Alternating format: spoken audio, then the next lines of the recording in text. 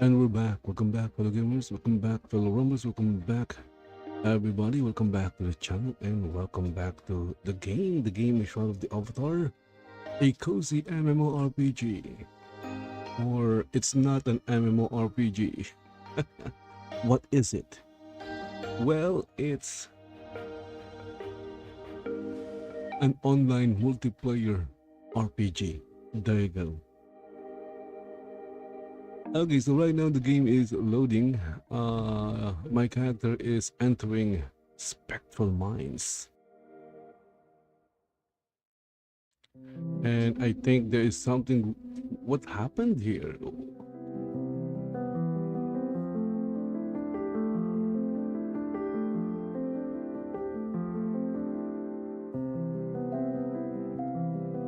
I was looking at this window here and it was bigger than the border. Anyway, so what we're looking at here are, videos about Shroud of the Avatar. Although these are not new. So here we have one from the Lazy Peon, Shroud of the Avatar in 2024. Maybe he hasn't made one for 2025, obviously. And then we have here from Josh Strife Hayes, worst MMO ever, Shroud of the Avatar. Okay, I'm going to watch this one. Let's go watch this one. This one looks very interesting. Worst MMO ever. Let's go. And I'm going to watch it while I'm mining. While I'm mining here in Spectral Mines. Okay, why is it not loading? Well, it's checking if I'm not a bot. Yeah, I'm not a bot, okay? I may sound like a bot, but I'm pretty sure I'm not a bot.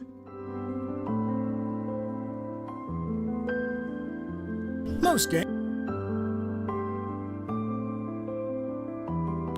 games don't let you stick your head inside a cow's arse, but most games aren't Shroud of the Avatar. Ladies and gentlemen, welcome. I'm Josh Strife Hayes. I've spent years playing the best MMO games available. Now it's time to do the opposite and find the worst of the worst. I'm going to play them all so you don't have to. Join me on a journey through the most awful MMOs I can find. Drop a like on the vid and sub to the channel for more. Oh my goodness. Okay, so is he saying that Shroud of the Avatar is an awful MMO? Wow.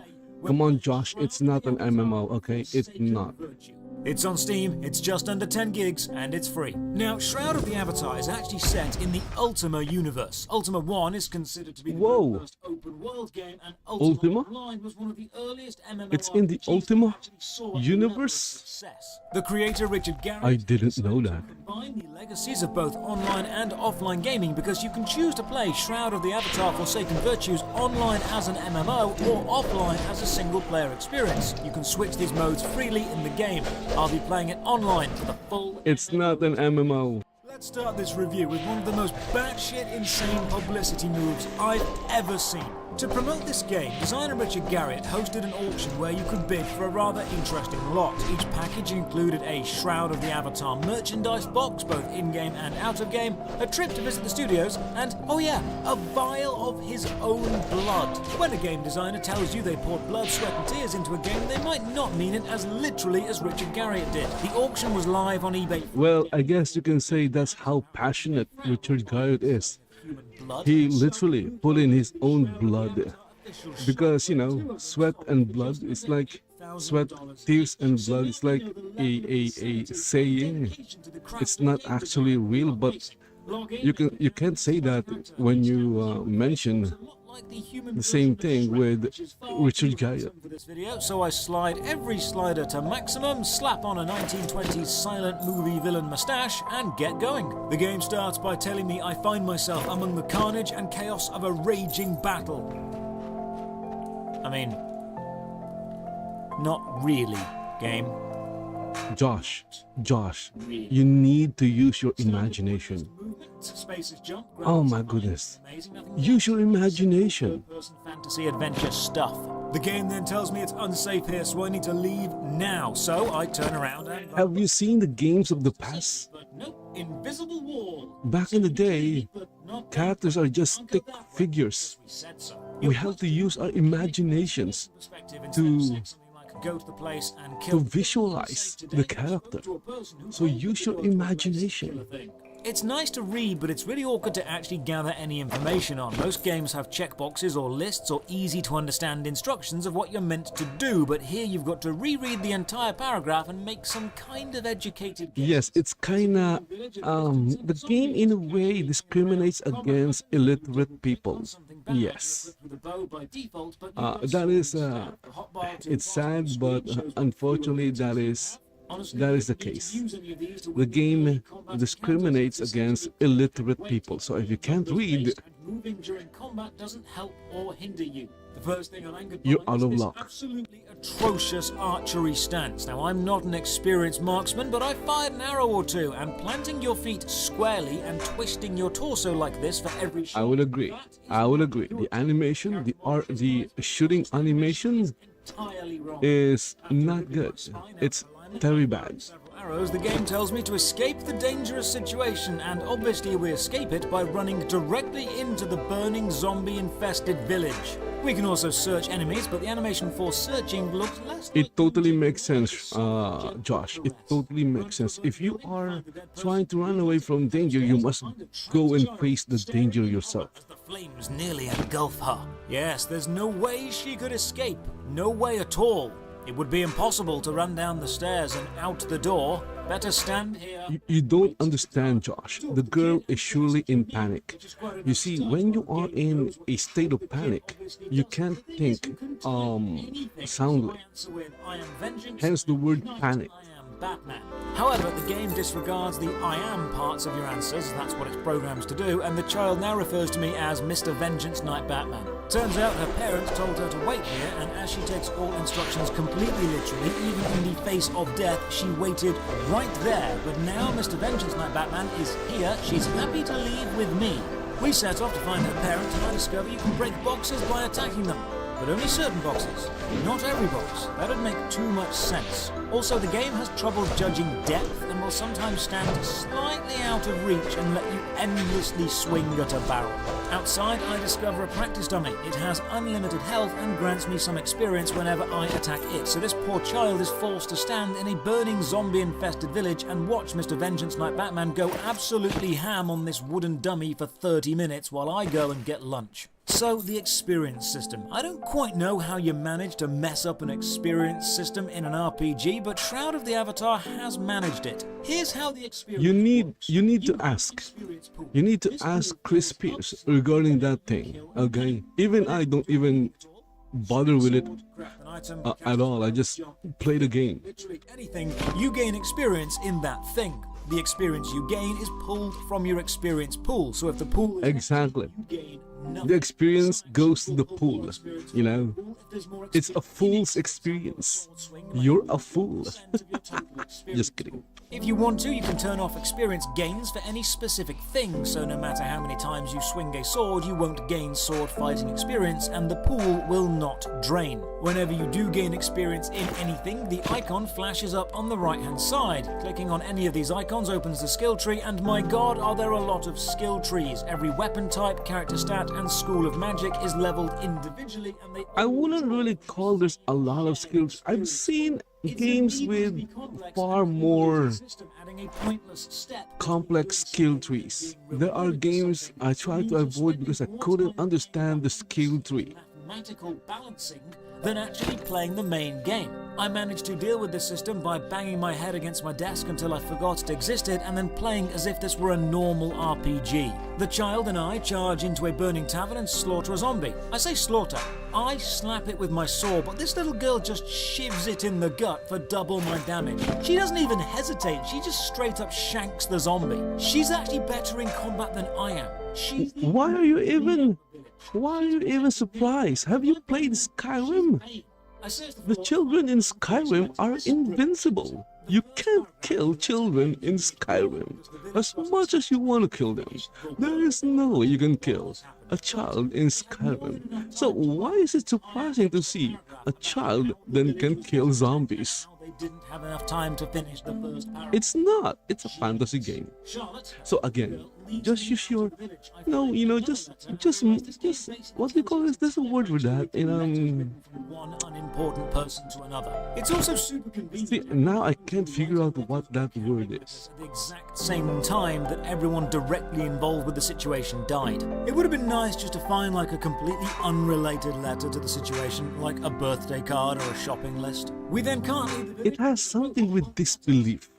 Wait, I'm trying to remember it. I can't remember right now. I'm pretty sure I will remember. Suspense, okay? Conversations in this game work like No. in Morrowind. There are certain important words that appear as hyperlinks, and clicking on them or I'm trying to remember. continue with that specific Suspend I can understand your the idea, disbelief, and how something designers like that. argue this makes the I game can't feel fully real. remember the exact But it phrase. does. It makes the chat box look weird and full of hyperlinks. There's a reason we stopped doing this. The robot says he'll train us, but only in archery. I've got no choice, so I learn a range skill despite not using range, and Miss Terminator fights across the bridge with me. Another pet peeve, the archery skill he trained me in is called aimed shot. But, I mean, every shot is aimed. If you're fighting with archery and not aiming, what are you doing? Whenever I see this name in the game, I just imagine a company of archers running in and spinning around in circles. What it means is if you use the aimed shot, Just decides to you are double aiming. Well, this is much more effective. The environment's lovely, scale is spot on, trees look good, it's understated and refined, nice and simple, and conveys the fantasy setting really well. Colours are balanced, and the distance between stuff feels real. I meet Edvard the Wanderer down by a boat. I realise this game has zero voice acting, and he takes little Charlotte off our hands. You see, Josh, Handing a small voice actors cost money. I've seen Charlotte fight. I think she's safer than he is. Edvard gives me a new player handbook. I check the inventory and it's literally a guide. And if a game developer used This is such an AI voice, in design terms, you've got to think they'll get crucified. So it's like you don't use voice, you'll get crucified. But if you're playing If you use AI voice, you'll get crucified. Now, if you use actual actor's voice, you'll go bankrupt. It's a book within a game, written in a fantasy style, given to you by a character. Okay, makes sense so far, diegetic. But it contains knowledge of the game and refers to keyboard controls. That's non-diegetic. You can't just mix them. Just have an overlay tutorial. Make it one way or the other. Don't mix design styles. I'm in a really odd place about an hour in. There's clearly so much to this game, so many systems and so many numbers, but I feel so directionless. Like I know where the game wants me to go and what it wants me to do. You see, Josh, it's old school. As to why. I have no desire Back to in the day when I was like playing JRPGs, you really literally have to go and check everything. Go here, go there, go east, go west to find where you're supposed to go. Shadow of the Avatar is trying to mimic that feeling of being lost, frustrated until you quit and stop playing the game forever. are completely off.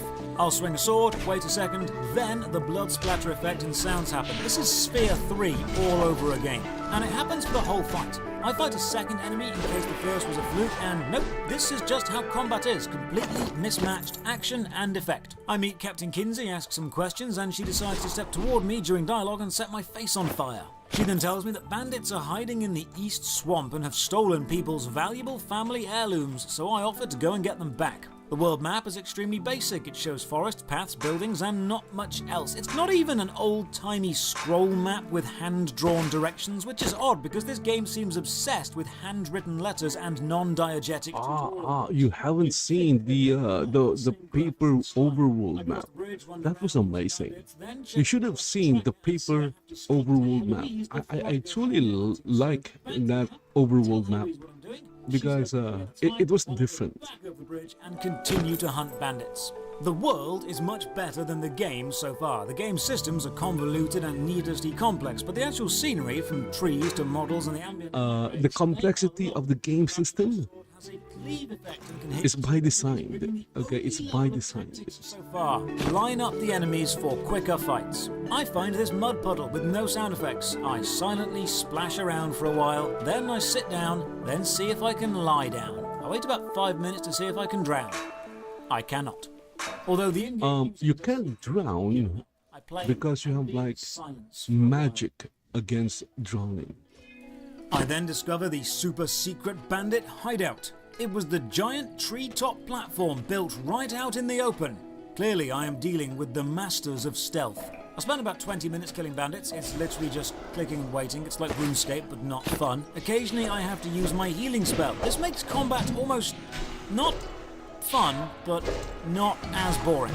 Then the heirloom drops and the screen gets these sparkles added to it. Not entirely sure why. It might be the signal that I've got a quest item and I need to hand it in, or that I've finished a quest, or that I've angered a fairy. I don't know, but I can't make them go away.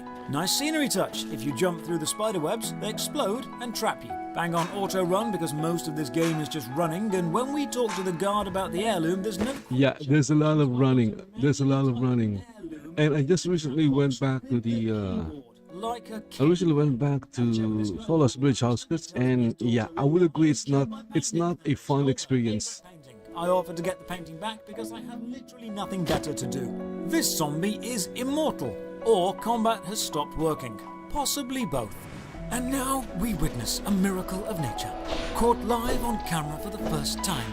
A zombie being born. What, just dirt explodes, and it bursts forth through the damp earth. Truly, one of nature's greatest creatures. The game tells me the painting is likely in a hut, and I can see exactly one hut, but there's a river in the way, so it's a good thing the game gave me this swimming cap earlier. Watch this thrilling sword fight under the moonlight.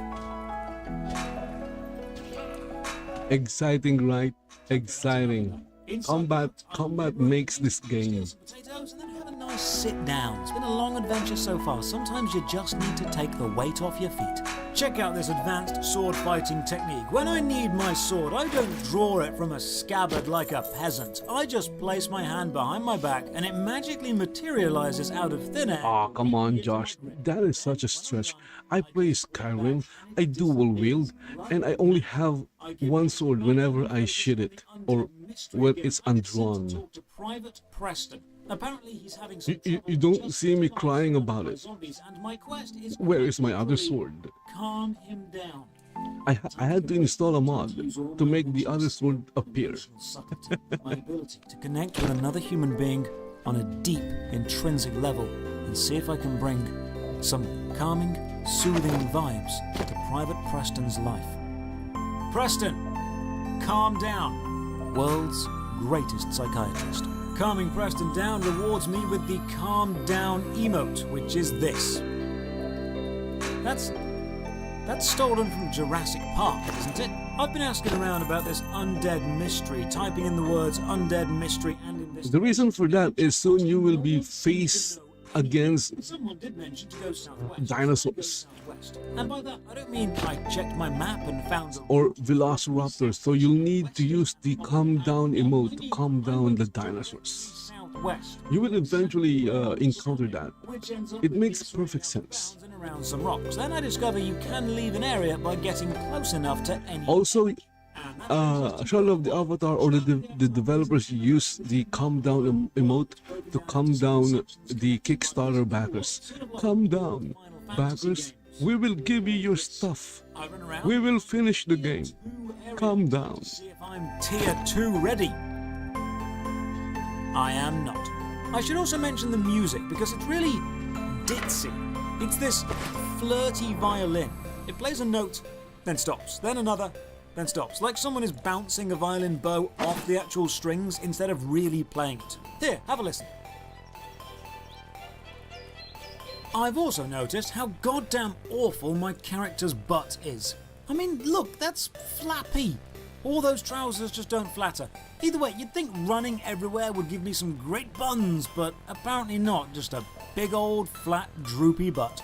The overworld takes me to some new areas and I'm treated to the absolutely amazing accuracy of the mini-map.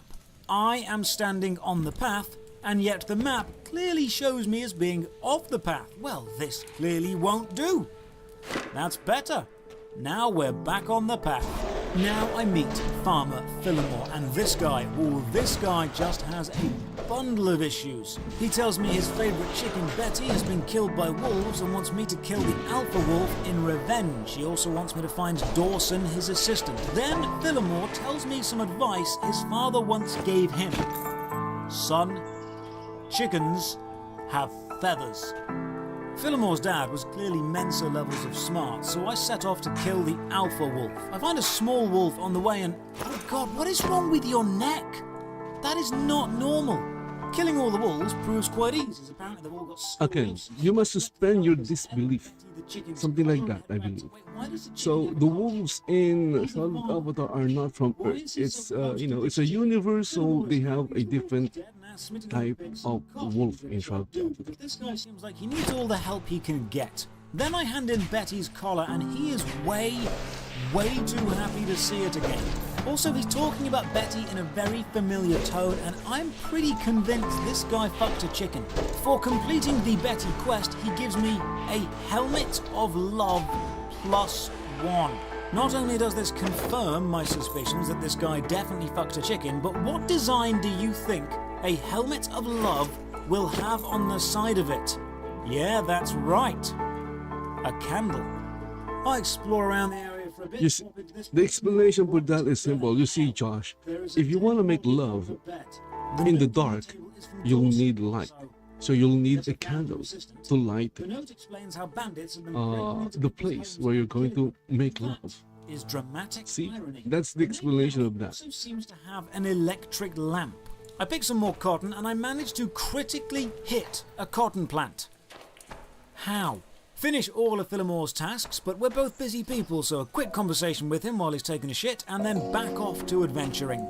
Further into the map, I find a hut with an alchemist in it. I talk to him and the camera glitches into the wall and replaces him with a bad texture. This happens a lot when talking to people. The alchemist needs me to kill a fresh zombie and bring him its olfactory gland, something about making an anti-zombie scent potion. So I sort him out with a zombie nose, and then I go and find some red mist. Red mist is apparently a blood minion which kills me. When dead, you become a ghost. You can either wait 5 minutes and revive at your body, or find a respawn ankh and revive there. Also, despite ghosts floating, they can still jump. I get into a fight with an ebon cultist, and to really show you how thrilling this combat is, here is the live webcam reaction.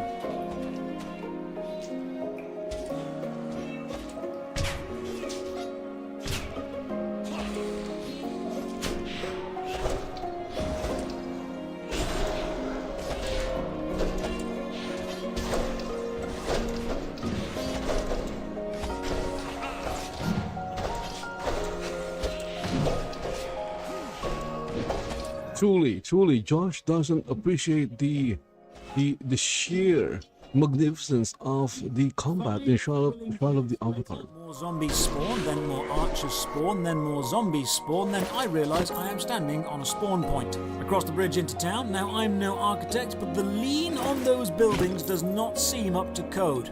Even in a 3-on-1 fight, there's very little to this combat system. Now I know that in these videos people keep telling me, it gets better once you're better at it, but the same can be said for literally anything. The truth is, I'm playing it now, and it sucks now. I finally make some progress on the undead mystery quest. This cheeky lad here has been summoning them, so I defeat him using the ancient and wise strategy of running around a tree while my health refills, then just spinning. That's always a good trick. The Legion Master isn't challenging, he's just time-consuming. The game tells me to report the death of the Legion Master to the outpost, and I'm kind of wondering why. I seem to be doing most of the work here. If anything, they should be reporting to me. I have a chat with the crafting merchant, and what? I learned the flirt emote. The flirt emote from talking to a merchant. This is the flirt emote. Just look at this. It makes sense, Josh. If you are a merchant, you need to flirt with your customers. See? It totally makes sense, okay? It totally makes sense. Doing this exact motion in the middle of the dance floor. The wet slap of pants hitting the floor could be heard across the land. Report to Kinsey. Use the flirt emote. Nothing happens. Yet. I seem to have nothing to do here, so head back to the first area, see if I've missed something. I meet this elf exploring the ruins. He asks my name. Go with Sparkles McButtonnose because I'm a mature adult. Try and flirt with him. Nothing happens. Then realize, nope, this area is a death tutorial. Nothing to do with the actual quest. This quest is really vague. It just says investigate the undead mystery but gives no real direction for what to do. Back to the overworld, walk south and find the first major city, Soul Town, and my god, this is really something. Soul Town is watched over by robotic automatons and some guard called Stanley dressed as a samurai. Then the town itself, oh good. The reason why they're dressed as samurai is because the perennial coast is like Asian themed. Okay, it's Asian themed. This always sounds good on paper because you assume people will be sensible and keep the aesthetic fantasy, but the reality is you get stuff like this. Soul Town is lit up like a cheap Christmas market. It's garish and over the top. Of course, that's the best thing. The best feature of Shadow of the Avatar is housing. Because you can do whatever you want, or you can decorate however you want your house. You can decorate however you want, as long as you have the decoration. If you don't have the decoration or the deco, the furniture, you can buy it or maybe make it yourself. Best feature. Of fantasy realism, a Napoleonic era military uniform with lightsaber and flaming skull. Who cares about being on theme? It's all about, expressing yourself. Express yourself. But no repairman. So I just jump off the roof and die. And the game decides to make the most intense cinematic death noise ever. The problem with player-made towns like this is there's never any graphical or aesthetic cohesion. Soul Town is not a player-owned town. Okay, I'm assuming he is in Soul Town. It's not a player-owned town. Most players are not good designers. I can't even afford any of the basic stuff from this new player shop, which makes me feel really bad, so you know what, I just set off and do some in-game quests. I need to find the tanner. Obviously he's inside the shop marked Taylor, I should have known. I have a chat and again the camera clips into the wall. He sends me to make a leather helmet, but this is a multi-step process. First I need to collect 12 cotton, which can apparently be found along the eastern trail, so I go east. There is nothing. There is no cotton in Soul Town no matter where you look. Maybe the eastern trail is on the overworld, like it's an actual map, so I run around but can't find it. So I check the world map and see, of course, the eastern trail is actually southwest of where I am. It's so simple. This new map confuses me because I think my keyboard broke. See, I was running forward, then I suddenly started running backward when I came to this eastern... Because you took mushrooms, okay, Josh? Stay away from mushrooms, it's bad. Instead. What? It took a few moments, but this specific section of the game messes with your controls. Left is down, right is up, everything reverses. Maybe it's the fumes from the mushrooms, maybe it's a witch's... Yeah, it's the mushrooms, okay? Stay away from the mushrooms. I've ever seen. Not good. Maybe it's all of the above. Anyway, I managed to make it through the flipped movement area, and these enemies are... Even I get annoyed by it. It's very annoying. I understand how you feel. It's very annoying. Open field of bandits, but they're all tier 3. I know they'll kill me, so I just run away. I can't find any cotton locally, but I do remember there was cotton back on Chicken Fucker's farm. So I run all the way back there, pick up the plants, then another player shows up. A female player, so I quickly use the flirt emote. She seems immune to my charms. This cow seems to have frozen. Josh, we call that sexual harassment. Why would you...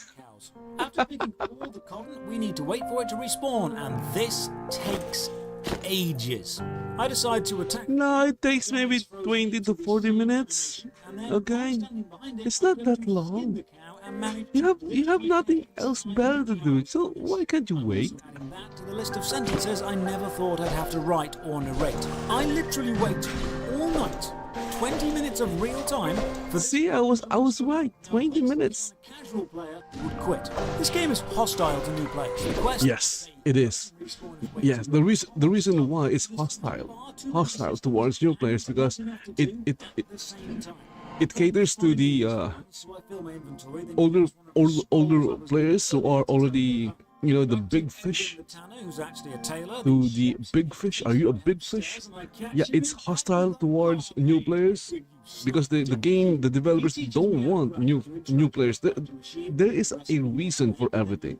Also, there's no way to stop a crafting attempt once you've started, and if you Why would a game be hostile towards new players if 10% chance of it succeeding wants the new first time. players? Run out of materials, thankfully he sells some of That them. doesn't make I was sense. able to make my single bolt of cotton next The reason why a game is hostile to new players because it doesn't want new players.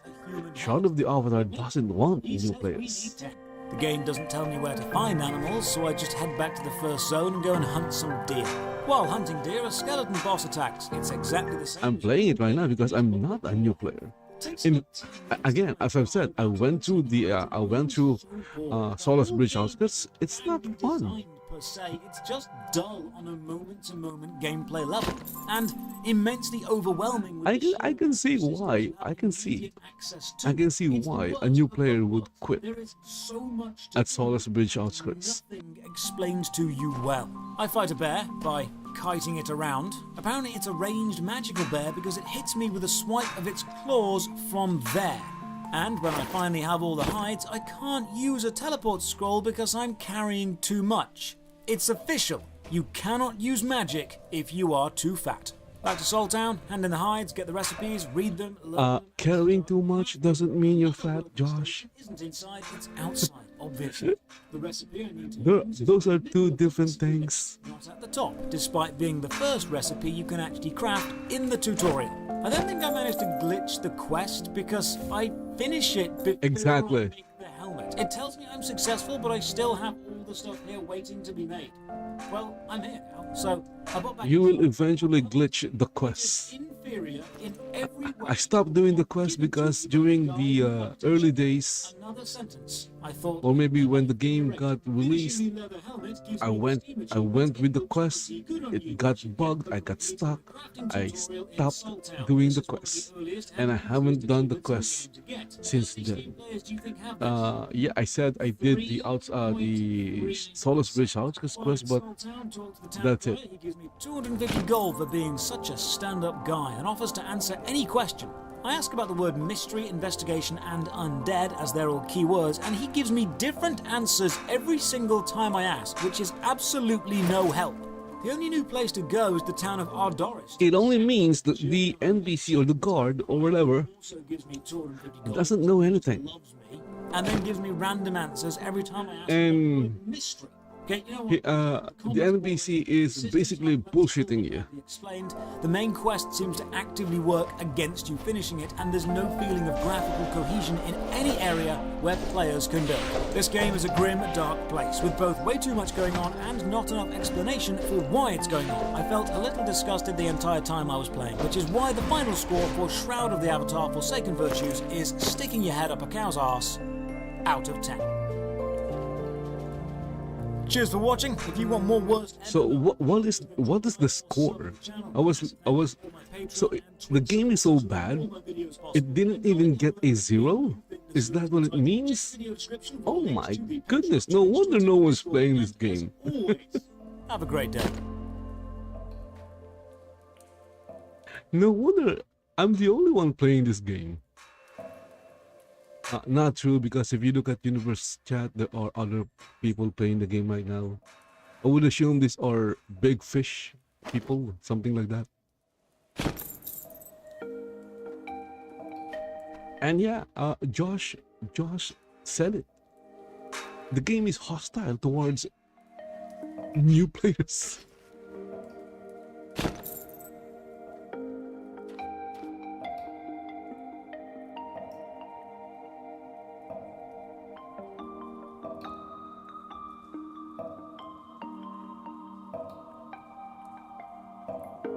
Okay, let's I'm heading back. Let's see here. Again, searching for Shaun of that was like, I believe that was like 2 years ago. That is not a new video, by the way. I've seen that I've seen that video when it was like, well, released, I guess. Okay, let's go and check this one out.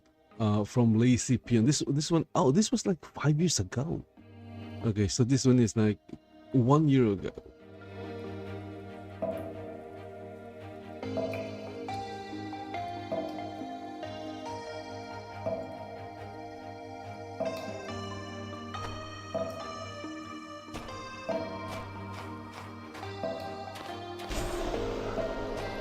Shroud of the Avatar is an MMORPG developed by Ultima Online creator Richard Garriott that was fully released in 2018 after being successfully kickstarted to the tune of almost $2 million back in 2013.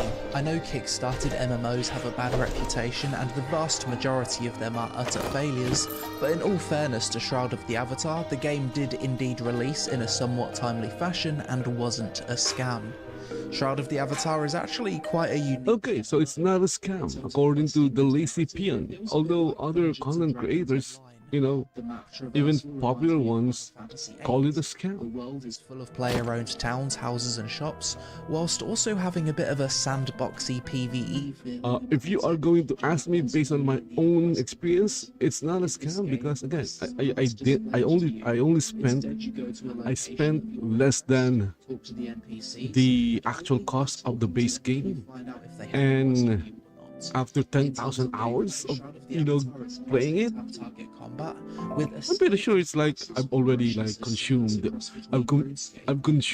I have consumed the amount of money I spent on it, which is like the base game discounted. So let's see how this old school MMORPG is holding up in 2024. But first, That's why people stop spending money on games, especially if the game is free to play. with new English dedicated servers launching, now's your chance to join the excitement of a game that's already taken Europe and Latin America by storm. Pre-registrations are currently in progress, and there's over 60,000 pre-registered players waiting for the servers to officially open on April 3rd. The early game experience is What game is that? Oh, it looks. and the updated art and visuals will enhance your gaming journey. It's Wakfu. 10,000 maps teeming with thousands of monsters. I've got. What's that? items, along with over 70 dungeons waiting to be conquered. Dofus Touch features amazing Oh, it's Dofus. Okay, it's the sister of Wakfu. TV series available on Netflix. But what truly sets this MMORPG apart are its 15 original character classes. Say goodbye to the same old mages and elves, meet Zellas, Shrams, Fekas and Krass, each with their own unique abilities and personalities, with the distinctive art style blending Western cartoon and Japanese anime.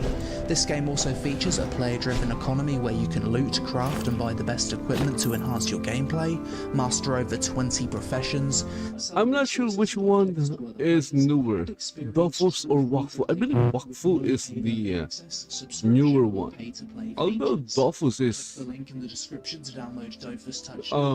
Embark on your epic. I heard it was like popular in Europe or something. I'm actually surprised that this game still exists. I remember covering it years ago in early access, and apparently it's still around. Interestingly, I've got two options here, play online or play offline. It says that there's a world inhabited by thousands of players, and that's like kind of inaccurate. On Steam charts it's like 20 on average per day. We'll be lucky if we see one person running. Not everyone plays in Steam. I'm currently not using the Steam client, 2024. One of the few people in the world to receive that, I reckon. or I'm not logged in Steam. I'm logged in through the game client itself. What did my character even look like? I can't remember anything. Thinking about it, I really can't remember. So Steam may show like 30, but in reality there are 30,000 players. Okay, It's getting cryptic on me. that's how hardcore all of the Avatar players This was are. my character that I made all of those years ago. I press I and this is the They don't care much about Steam. UI. They don't update their games in Steam. I'm not really interested. So the thousands of players that are in the game right now are not represented in those Steam numbers. Markings, hair color, hairstyle. A few different sliders for the eyes, nose, mouth, cheekbones, and all of that. I don't really want to mess with it too much. I think he looks cool. Let's go with the name Big Damage. Can we have the name Big Damage? We can. Next. Finish. Let's go. And we have spawned into the world. Who knows? Maybe Shroud of the Avatar is a hidden gem. Maybe it's an absolute. Yes, it is a hidden gem over the years, and no one has really covered it. because they're hiding it well. Last time I ever heard anyone mention this game. Escape the battle Battle of Solace Bridge. Mate, I don't see any battle going on. No, because the battle has ended. You came late. You are a typical hero that comes to the rescue when the battle is over, basically. Whilst doing your bow attacks, that's nice. It's like the police, okay? It's like the police because, you know, they come or they arrive when the crime is over. Yes. Can I swim? Oh, I can swim. My expectations are so low with these games nowadays that I'm impressed when you can swim. You hear faint crying in the distance. Double click the door to open it. I can go in without a loading screen. Surprising as well. Loot the body. It's given me a clue. In terms of narrative, it seems like the text is popping up in a similar way to Dungeons and Dragons Online. Type your name, big damage. I'm scared, big damage. Daddy told me to hide, but I'm scared. I tried to be good and wait here, but it's been a long time. Can you help me find my parents? They are dead, unfortunately. He was crushed by a collapsing pole. Now, what would be cool at this point is if the game had, like, AI that could respond to what I've put, but I have a feeling that that's not going to be the case. Okay, yeah, there's no AI. But that kind of text-based chat thing could be, like, a potential in the future of MMOs where you actually reply something to the NPC. Yep, that is the future of games with questing or conversation with NPC. You'll have NPCs with actual There it is. She's figured out. AI. Where's your dad? She doesn't give a fuck, does she? The crushed. So you'll have like her father doesn't. you won't just have conversations. You'll have arguments as well. Okay, right in here we're gonna kill the zombie. Almost every attack's given me a level up. Dodge. Number 3.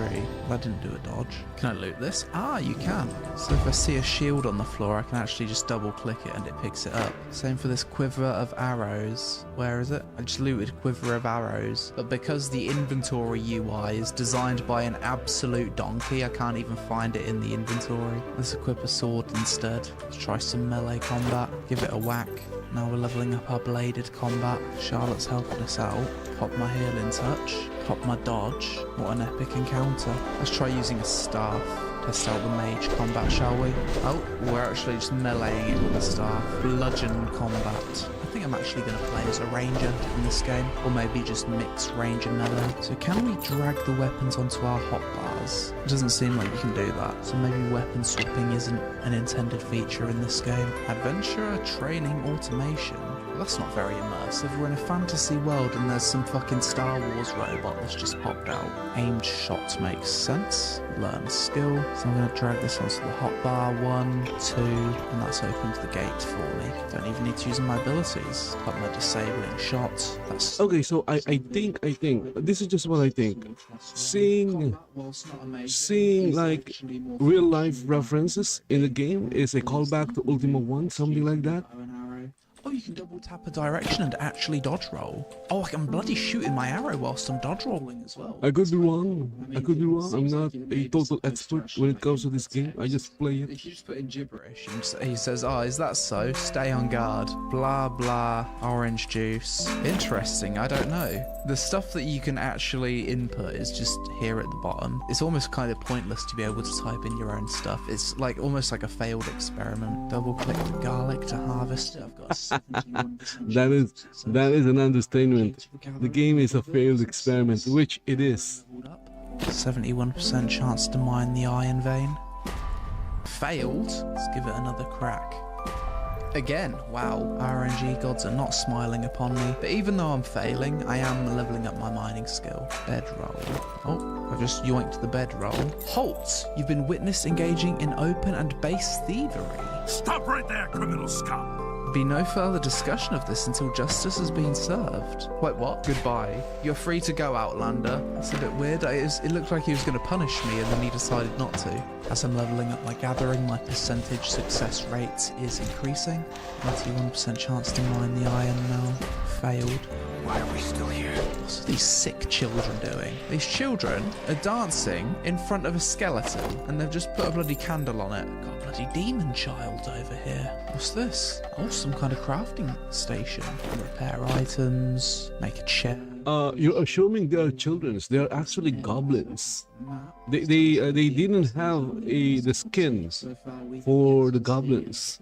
I'll be quite surprised if we see anyone, to be fair. We are shredding these NPCs. It almost makes me wonder if the game's been rebalanced to be super easy. Look at the visuals here. The lighting in this game is so off. When your character's standing in shadows, you can hardly see them. And wow, it's nighttime now, and I just straight up cannot see my character. Maybe we've got... Yeah, me too. Me too. Too dark.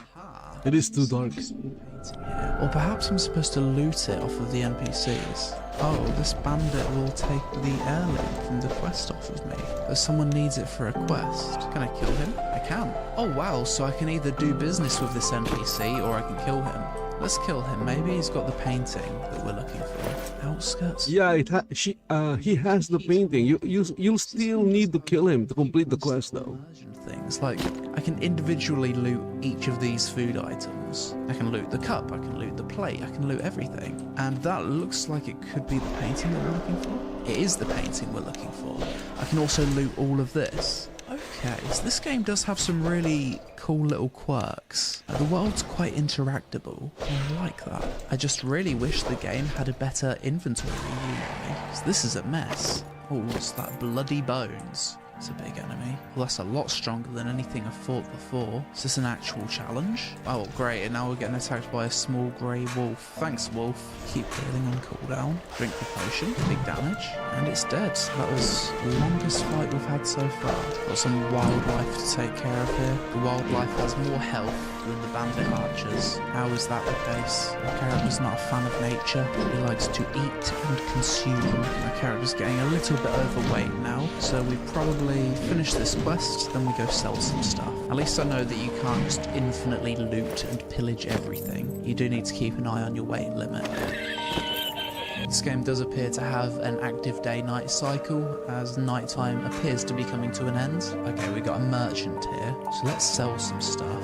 And now we are no longer encumbered, but we are still pretty fucking close to being overweight. Maybe people would actually play this game if the inventory was... When I went back to Solid Bridge outskirts, yeah, my character went through the quest, or went through Solid Bridge outskirts, overweight maybe 99% of the time. Let's see if we can see a point of interest. Here we've got a farmer. Can we go inside this building?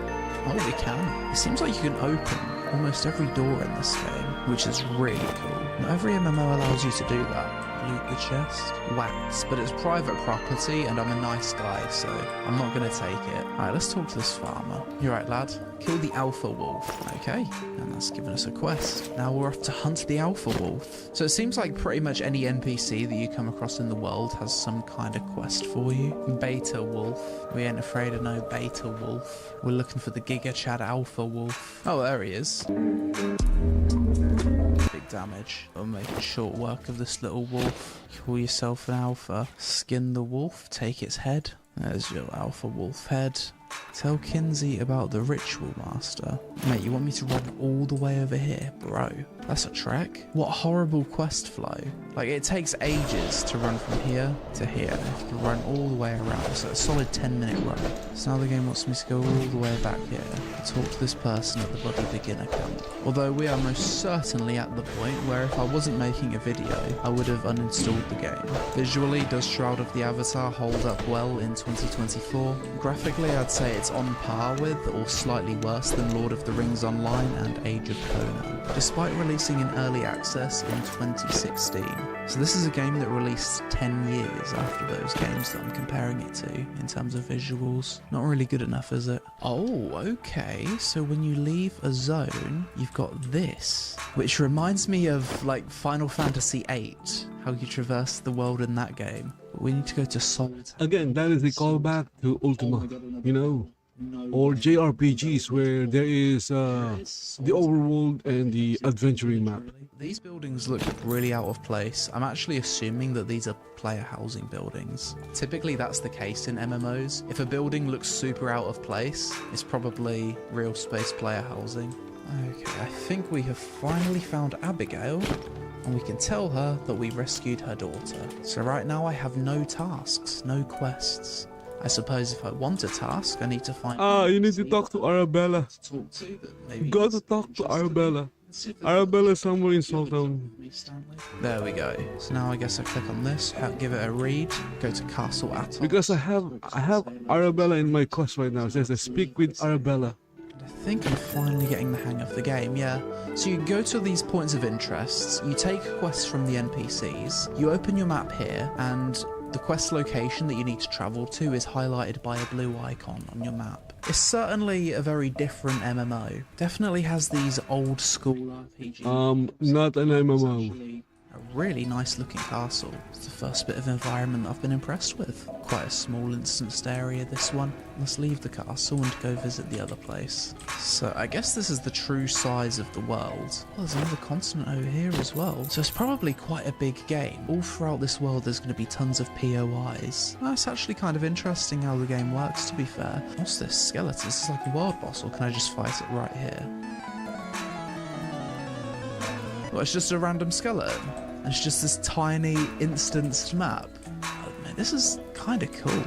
I'd say the weakest thing about this game so far is the sense of progression. Like, the sense of progression has been quite awful. But after playing this game for a bit and seeing how it works, I'm actually starting to think... And the lazy peon, you know, never played Shroud of the Avatar ever again. Shit.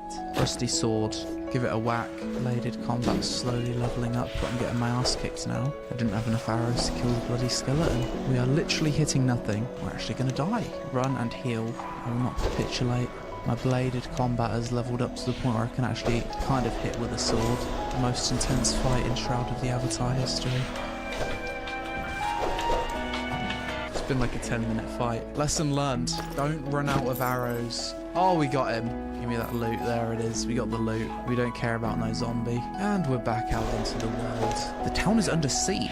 Would you like to enter and fight your way through the siege lines? Not really, because I have no arrows. Let's go get some arrows first. Besieged player-owned town. Another besieged player-owned town. I wonder if it's besieged by other players or if it's besieged by PvE. This is what we want. Public vendor. Surely you sell arrows. You do not sell arrows. You are an asshole. Common cape. I'll take that though. Hey, we've got a cloak. Some nice cape physics there, to be fair. Merchant's afraid of you. You should sheath your weapon before trading. Immersive. Mate, no one sells arrows. These are all like player stores, player shops, player NPCs. Procuring arrows seems to be a little bit more difficult. You need to buy it from NPC merchants. Yeah. Oh, I've just I so here we've got a bunch of have never seen, cool. So now or maybe we've I got just this, forgot, but I don't remember ever buying I can't find arrows anything from that players. says the Again, arrows. I could have, I'm gonna have you to know, look just up forgot initial like tutorial that I did. to try and buy some arrows. Oh, he sells arrows. Thank goodness. Thank you, blacksmith. It seems like in this game you can learn to use multiple weapons and be multiple different classes. Yeah, it's classless, but the combat has no impact, and animation is not that good. Similar to Mortal Online 2, where you've got a certain amount of points and experience that you can gain, and you can level up multiple things, but once you hit a certain point, I'm guessing you need to de-level some things, so you can then level up other things. Let's just check out this player-owned town. So every building you see here is player-owned. You can definitely tell, like, just looking at it, it definitely looks like a player-owned town because it lacks like a certain level of consistency and cohesiveness. This player's got a bloody mansion. I think these were the kind of buildings that were being sold during the game's Kickstarter. Quite a nice player house, to be fair. Little cats. Pet the cat. Pet. Meow. And this is his house. Full of crafting benches, pets. I wasn't expecting this from Shroud of the Avatar, to be honest. All of these player-made settlements. It is pretty cool. Lots of empty rooms, though. I wonder how much a player house like this is set. Again, the housing system is the best. I would say the best system. I enjoy decorating my houses. MMO ghost forms I think I've ever seen, and how seamless it was. Like, that was crazy. I turned into a ghost and I was able to see the animation of my character dying. That was really cool. So here there's a bunch of resurrection locations. Creepy ass music when you're a ghost as well. So apparently I can res here. We then materialize and we're back. Don't jump off of a 3-story balcony. You're probably not going to live to tell the tale. Quite a vibrant look to this player housing zone. I like the giant cherry blossom tree, giant castle in the distance. It's actually somewhat picturesque. This is a player-owned town, but it seems to be a lot less populated based on the footprint of the town here. Let's just check it out. Giant ship in the distance, and it's basically just one big building, one big house. Pretty depressing looking house. We'll take a quick peek inside. Completely empty. I guess he quit the game a long time ago. I'm probably the only player to have visited this long forgotten virtual world in a long time. So many of these player-owned towns. I actually think this is really cool. I've just noticed The game has more player-owned towns than actual players. it says date. Some of these items were listed to the vendor like years ago. This was listed almost 3 years ago. If you give every active player his own town, Mash 'em, stick 'em in a stew. Before booting up this game, you still have an excess of towns. finished a Kickstarter scam, but no, it doesn't actually seem to be. Yeah, boy. Oh wow, this is a cozy player house. I like this one. Very nice. It actually looks better to have a small cottage that's populated with furniture than to have a massive mansion that's just full of empty rooms. Well, this house wouldn't get building permission in the UK. It's completely different theme than this other houses. Completely out of place. I can't believe how many people have bought player housing in this game. This game's clearly more popular than I ever thought it was. There is no Anyway, there's another player here. Let's check out their gear. Doesn't seem to be very high. housing. They do have a spectrum. Let's continue questing. It feels good that I've got some upgrades. Let's see how much quicker we kill these monsters out in the world. Authority when it comes to Yeah, let's maybe we get something good. Yeah, we're hitting really most towns. short work. There are towns that are themed, so you'll have to follow the theme of the town. It's just But archers. most towns they don't Maybe this is how we adhere to progress. any kind of theme or style or You sense a format. great threat approaching. Boss fight incoming. Thug has approached. I think Thug is the boss. Big damage. Up a heal. Oh, we're low. Run and kite. Didn't think I was going to get any challenge in this game. Looks like we found a bit of a challenge. So we killed the boss. Loot the boss. 27. Was that it? Mate, I worked hard for that kill. Trained wolf. Wait, what if this is the real boss? Oh, the trained wolf's hitting like a truck, and I can't even hit him myself. Okay, yeah, we run. Plundered the bandit camp. Got some money's worth of stuff. Let's continue onwards and do this quest. So earlier this town was under siege, and I don't think it is under siege anymore. No ransom, but this is under siege. Let's see what this actually is. A fierce battle blocks the road. Tier 4 siege. How strong are you? Quite strong. Oh, that's not good for us. We're gonna run. So my assumption is this is an NPC siege, and after a certain period of time, players probably need to defend their player-owned town from NPC sieges. Nope, you can just bypass it. It's totally Wow, this looks like useless. epic city. Giant castle over there in the distance. I mean, this player house looks totally out of place. It just makes the overworld lag. Sticks out the environment like a sore thumb. In all fairness, my experience with Shroud of the Avatar has improved as I've played the game. I'm not saying that this is an MMO worth playing, especially considering the very low player population, but going into this, my expectations Again, it's a cozy one. It's a cozy game, so it doesn't have a lot of players. If you have a lot of players, Let's do it. Can I open this? it Every door that I've clicked on to try and loses coziness. say that, and then I find the one door that I click on that can't be opened. Oh, this door is locked, so it can be opened, it's just locked, to be fair. Well, this clearly isn't a player house, because it looks cool. Giant palace surrounded by fortress walls. I kind of like the music in this game as well. It reminds me of early 2000s MMOs. Very nostalgic music. Oh wow, well, this is a grand castle. Yo, what's this? This character's got a bloody epic sword. Dark Shogun. The mannequin is in use by another player. So this is a mannequin. Wait, what is that, a stormtrooper helm? Oh, I see, it's actually supposed to look like Darth Vader. It's like a Star Wars themed thing. How is that in the game? That's kind of random. Another Star Wars themed mannequin. Is this who I'm looking for? Odd Traveller. We've just woken him up. Wait, what? I've just noticed the animation he's doing at me. He's doing chicken arms at me. What's going on? This game's so weird. Wait, Who are you? Why have you popped out? Where have you come from? And there's another one just spawned, and now he's just switched beds. These NPCs are going nuts. This game's actually kinda cool. Each of these NPCs, they have their own random quests. It seems like almost every NPC has a quest for you, and to find out if they've got a quest, you need to just talk to them. The game doesn't seem to be linear in any way, so you can just log in, talk to an NPC, grab a quest, go on an adventure, hand in the quest, and that's your session, that's your adventure. Another player, Rafa, we're gonna inspect him. Yeah, this person's a big deal. Wait, is that lava? Will I die if I stand in this? Yes, you will die. Jump off a balcony? Yeah. I was like curious as well when I was like lava fishing. I didn't know if my avatar will die.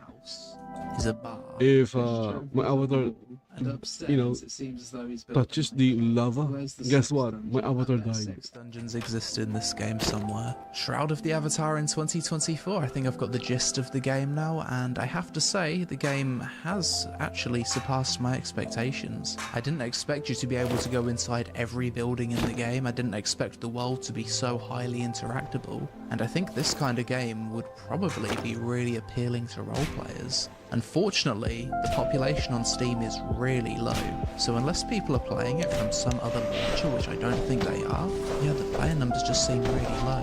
But then again, maybe The low population is people aren't aware of it. It's is by design. Josh said it perfectly. It's hostile towards new players because it doesn't want new players. It just wants to keep the existing players who are also big fish. There's nothing wrong with being a big fish, okay? Guys, if you're a big fish in Shroud of the Avatar, please don't get offended. There is absolutely no wrong in being a big fish. I love how interactable the world is in Shroud of the Avatar. You can enter every building in the game, loot chests, furniture, steal things, and there's also a lot of emotes. This game seems like it'd be the perfect MMO for role players. I think it's cool that Shroud can be played in offline mode as a standalone single player experience. It's one of the few PvE focused. And again, the lazy peon has never played the game after I guess this video. Adventure. It's not completely on rails. The player-owned towns, houses and shops seem pretty cool and are also useful in offering goods and services to new players. The thing I'm always gonna mention regarding Shroud of the Avatar is the housing decoration. To make a hybrid style of your choice. Decorating houses is very, I guess you can say, therapeutic. It's fun. Cons. I think the inventory UI. So if you're going to just focus on the housing decoration aspect of the game and not do anything else, who knows, you might enjoy playing it. One of the downsides of so much player housing in the world is that it can create environments that lack. Also, Shroud of the Avatar's housing is instance. Okay, I might get like Visually, it's a bit outdated. backlash. Well, not backlash. I might get some people who doesn't agree with what I said, that housing in Shroud of the Avatar is instance, because it is. Housing in Shroud of the Avatar is instance because you go into a town and the town is instanced. It is persistent within the instance of the town you're in. I don't think that is hard to understand. The housing in Shroud of the Avatar is instanced because the town where the houses are in are instanced. Like Ultima Online or Dungeons and Dragons Online, then maybe give this one a try. You might actually enjoy it. But that's it for this video. As always, let me know your The keyword there is might, not may. He didn't use may. He used the word might. You might enjoy it, which is like, which means there is like a greater chance you won't. For content in a dead gaming genre. If he used may, that means there's a big chance that you'd enjoy the game, but he used the word might, so very little chance of enjoying the game. Anyway guys, I'm going to end the stream here. Again, that was the Lazy Peons video. It's not a new video, it's 2024, but still go check it out. So thank you for watching, and see you in the next hour. Bye bye for now.